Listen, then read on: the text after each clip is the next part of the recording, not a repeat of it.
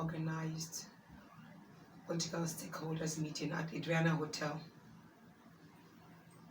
in Lokoja. I was attacked and harassed by the APC thugs. There were lots of policemen. There were over 500 men from the security agencies in different uniforms. I recognized SARS, the police, and civil defense, and many others. The place was heavily, how do I put it? There were a lot of military men around, and as I approached the hall, I saw some young men in mufti. Obviously, they were thugs. Some of them had the GYB t-shirts on them. And then the first attack was a verbal assault. The man calling me a prostitute. He said, "There comes the prostitute. Look at Natasha Akpoti. Natasha Akpoti, get out. You are not wanted here." And I smiled and kept on walking. As I approached the entrance of the door, and one of the thugs pulled at my handbag, and a policeman next to me just shoved it off him. And then another behind came and pushed me to the floor. And I tried to stand up. Maybe we should cut it off. I don't need to cry. And I tried to. Sorry. I stood up. I stood up. I tried to get my balance, and they were all shouting that this GYB 4x4, that what right did I have to contest, that I was not going to participate, I was not going to go into the hall. And this happened just outside the door. So as I stood up, I adjusted my clothes and I tried walking towards the door. And some group, about 5 of these thugs, just ran in front of the door, holding onto the door. I said, "No, she's not going to enter. We're not going to let her in. She's not welcome here. She's a prostitute." And I looked at the faces. This, what hurts me most is Professor Mahmoud Yakubu, the Commissioner of Police. They were all in the hall and they all heard, and none of them came out to stop. They were also, right there outside, just beside me, opposite, on all sides, were just the policemen holding guns. Not one of them stopped these thugs or came to my rescue. Not one person even uttered a word of stop. And then the thugs chased me out. No, I don't want this. And then they chased me out. They were just booing at me.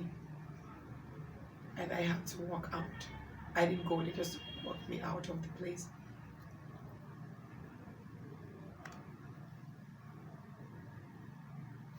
And I was in the car for a while. I called on the DSS, the director of DSS in Kogi State. And I told him what happened. He said he already knew. And that he was surprised why, and disappointed why none of the security agencies could stop the talks. I even saw, let me tell you this, I even saw one of them wielding, he was trying to pull out a knife. He raised his shirt and put his hand in. I saw the shiny part of the blade right there in the middle of the police, the security agencies. I did not see the army. I know the army uniform. I didn't see no, the army wasn't there. Yeah, that was it. Then I was told to place a call to the Commissioner of Police, who was in the hall. So I called the Commissioner of Police and I told him, "Sir, I was just attacked right outside the venue when you were in there." He said he's not aware of anything. Like he just feigned ignorance. And I kept on telling him, I said he couldn't hear me, and he cut off the line. That was the Commissioner of Police right there. So I still started the car. And then I got to know that one of my drivers was attacked as well, because I went in with my convoy, and right now he sustained injuries in the head.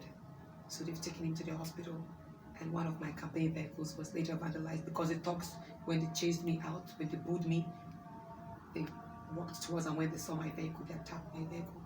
And then I'm also aware now that the SDP chairman of Kogi State too was beaten up I don't know, but I was told that he was beaten up because he stood up at the venue and objected to the fact that the meeting was continuing, that if the meeting was one which was against violence and for the promotion of peace, then what happened out there to his own candidate was against the conduct of the meeting.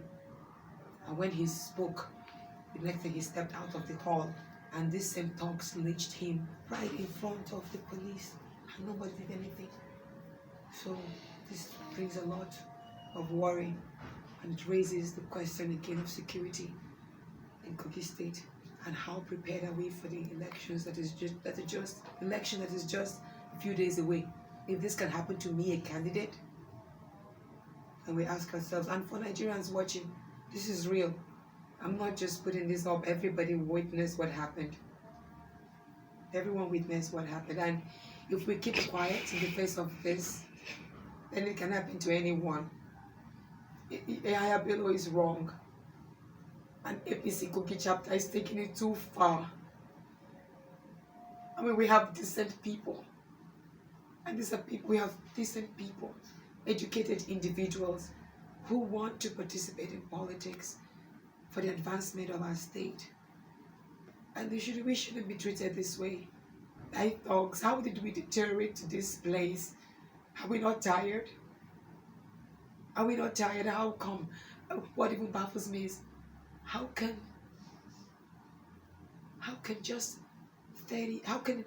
a team of over 500 security agencies not be able to control 30 thugs? How come? Then who are the security agencies responded to? Was it the governor who told them? Was there a conspiracy that when she's there, just fold your arms and watch Natasha being attacked?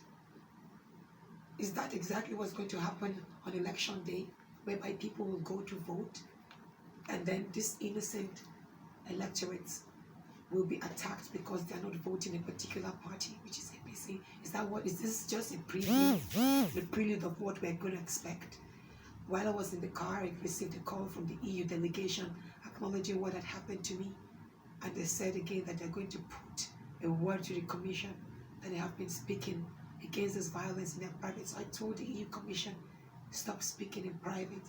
Nigerian agencies don't listen in private. Come open, condemn this attack, condemn the series of attacks. If you feel the election cannot hold because the environment is not conducive, then you should speak about it. We're trying to grow democracy. It's good for governance we all seek. This is not good governance. Nigeria, I believe, is not a lawless country. I believe President Buhari would not stand for this. I mean, everyone, we had to do something about. Professor Mahmoud was in the hall when I was attacked, and nobody has issued a statement on this. No one has even issued a statement on the burning of the SDP office yesterday. So it's almost as if it is okay for harm and danger to be upon a few. No, we're all indigent. The Constitution protects every one of us. We're all equal. The rule of law is supreme, and nobody is above the rule of law. And what happened today is extremely wrong and unjust. And I don't even know what I would have said. I call on the security agencies, but I can't call on the security agencies anymore because they were there while I was attacked.